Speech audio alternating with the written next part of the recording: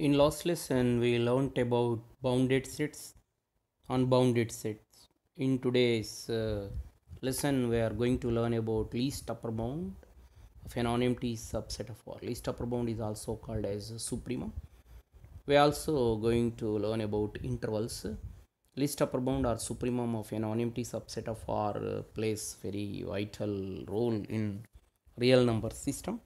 We see in many results the importance of least upper bound or supremum. Intervals also play a very important role in real number system. We know about upper bound of a non-empty subset of R. Let S be a non-empty subset of R and U be a real number. If x less than or equal to U for all x belongs to S, then we say U is an upper bound of S.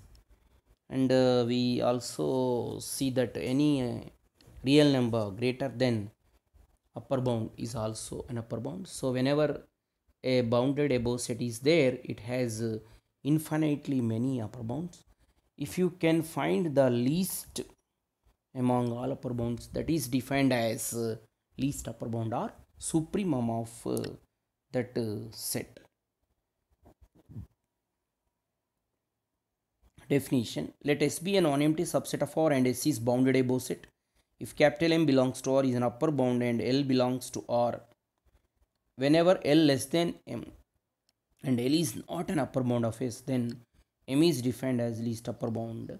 We denote it by LUB or supremum of S. We write it as LUB of S is equal to capital M or SUP of S is equal to capital M. Here supremum of S may or may not belongs to S, because upper bound of a set may or may not belongs to S. In the same way, supremum of a set may or may not belongs to that set.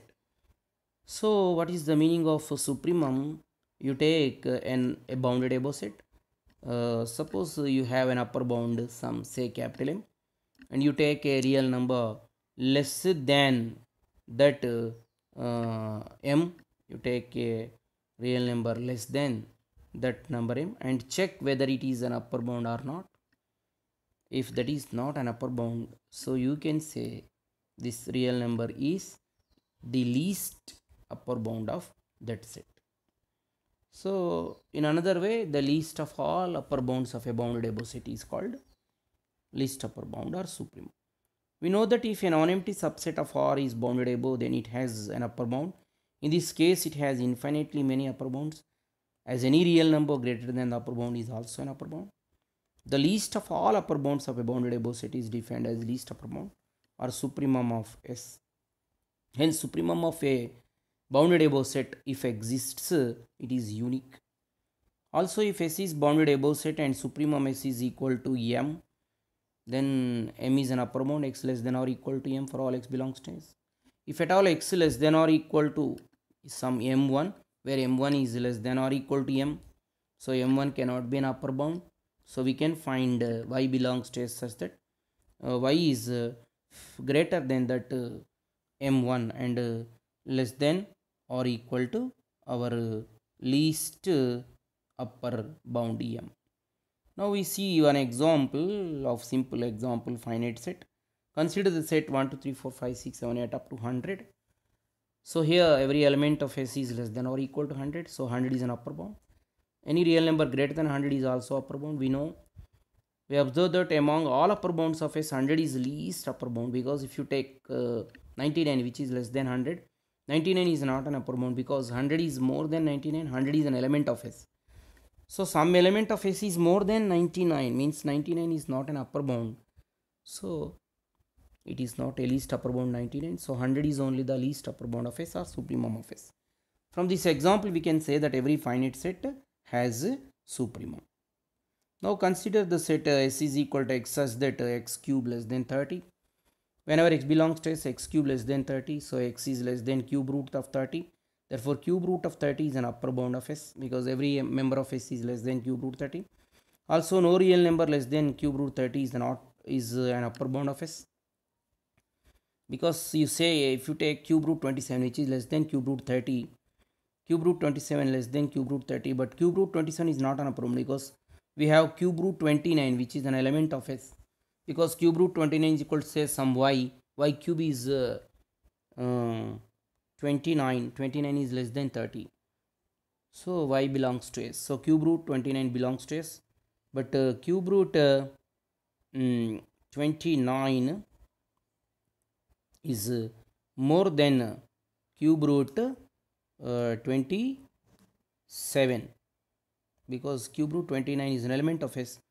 Cube root 29 is more than cube root 27, so cube root 27 cannot be upper bound, so it cannot be least upper bound. So cube root 30 only least upper bound, because we have taken cube root 27 less than cube root 30, but it is not an upper bound because one more element is there, cube root 29, which is more than cube root 27, like that.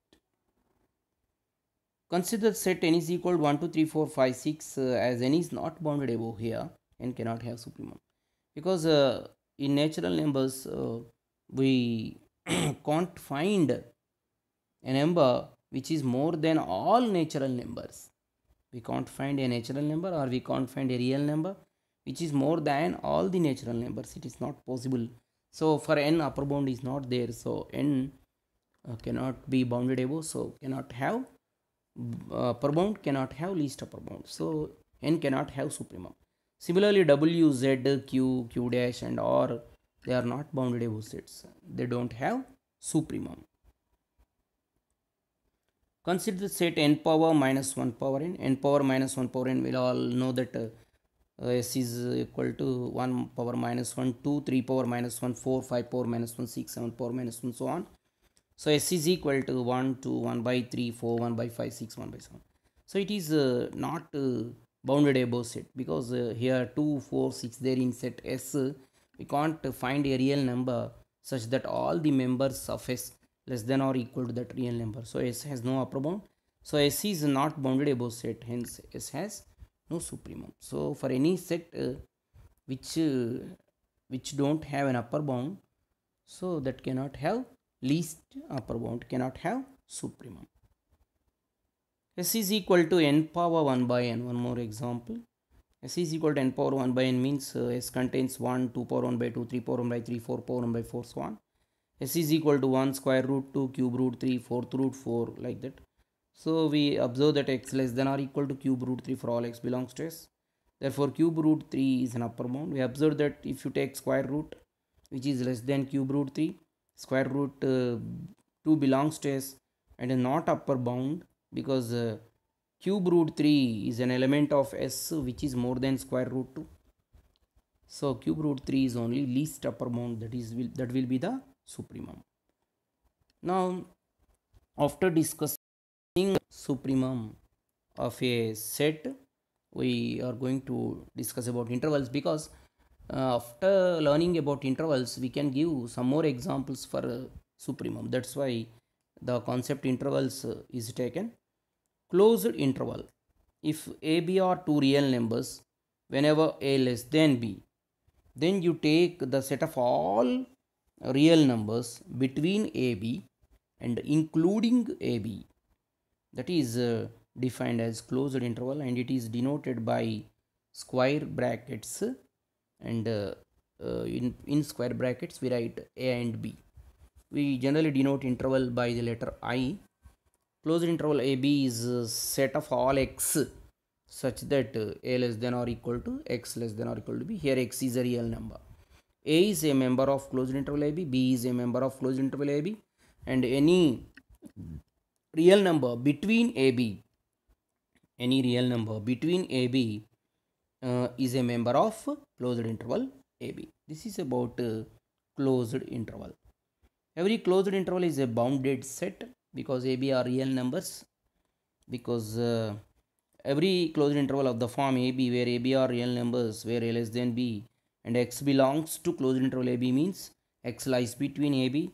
So A is lower bound and B is upper bound. Therefore AB is both bounded above and bounded below. Hence AB is a bounded set. If at all, if you take A is equal to B, then our closed interval AB becomes only singleton set A. In definition itself, we told that A must less than B.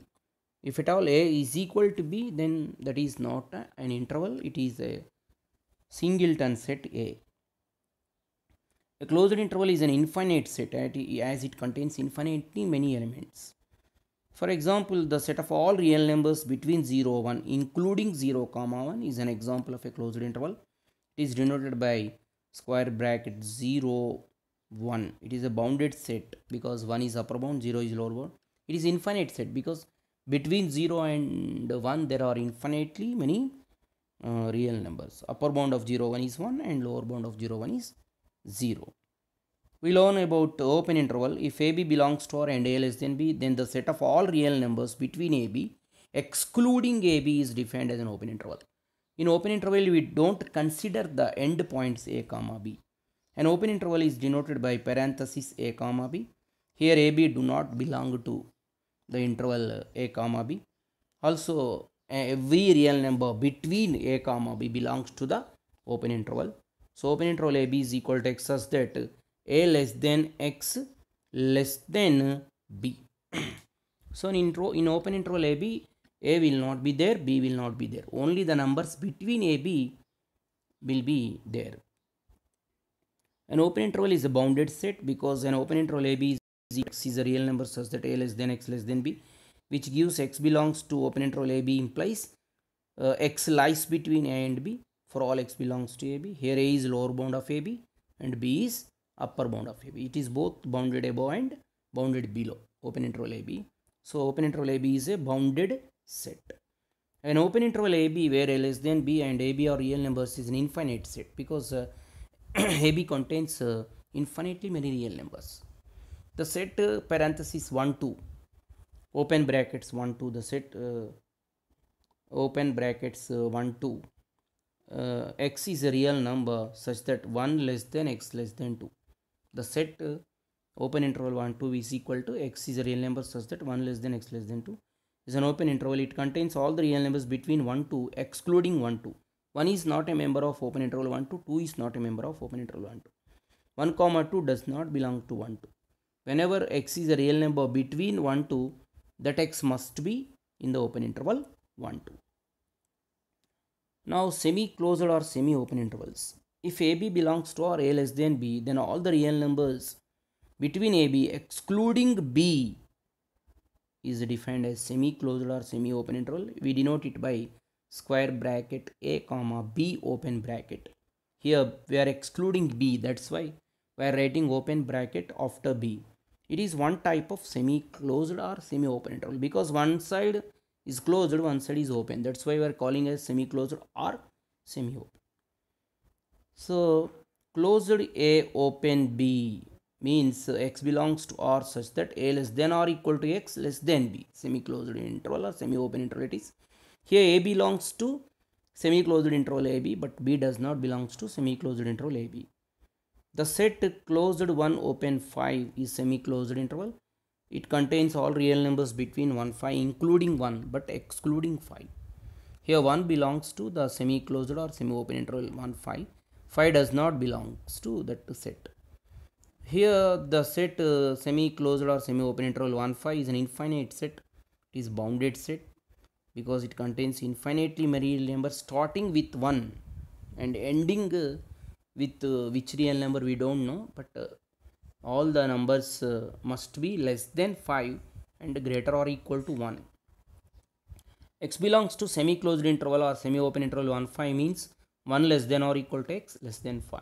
Here 1 is lower bound and 5 is upper bound. Lower bound belongs to the set, upper bound does not belong to the set. The set closed A, the set open A closed B is defined as X belongs to or such that A less than X less than or equal to B. It is also semi-closed or semi-open interval. Here A does not belongs to the set but B belongs to the set. Open A closed B interval is the set of all real numbers between A comma B excluding A.